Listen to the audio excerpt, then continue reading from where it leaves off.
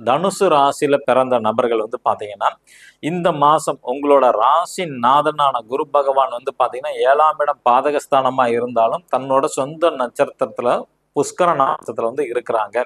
அதனால சின்ன சின்ன இடையூறுகள் வந்து சந்திக்க நேரிடும். அது தவிர்க்க முடியாதான் இந்த ஆண்டு ஃபுல்லாவே உங்களுக்கு அப்படிதான் இருக்கு. ஓகேங்களா?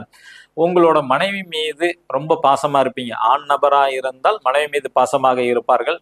பெண் தனுசு ராசியில பிறந்தாங்கன்னா அவங்க தன் கணவன் மீது ரொம்ப பாசமாக இருப்பாங்க. ஓகேங்களா? அதே மாதிரி வந்து திருமணம் ஆகாத நபர்களா இருந்தா காதல் வயப்படுறதுக்கான அமைப்பு வந்து அதிகமாக உண்டு.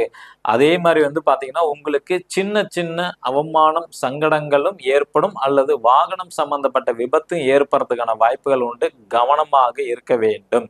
ஏன்னா இந்த மாசம் பிறக்கும் போதே 8ஆம் அதிபதி சந்திரன் உங்க ராசியில கேது நட்சத்திரத்துல இருக்கனால சின்ன சின்ன பயணங்கள் குறுகிய பயணங்கள் கண்டிப்பா உண்டு. இடமாற்றம் கண்டிப்பாக ஏற்படும் தனுசு ராசிக்கு. வெளியூர் பயணம் அந்த மாதிரி சூழ்நிலைகள் வந்தா போயிட்டு வரலாம்.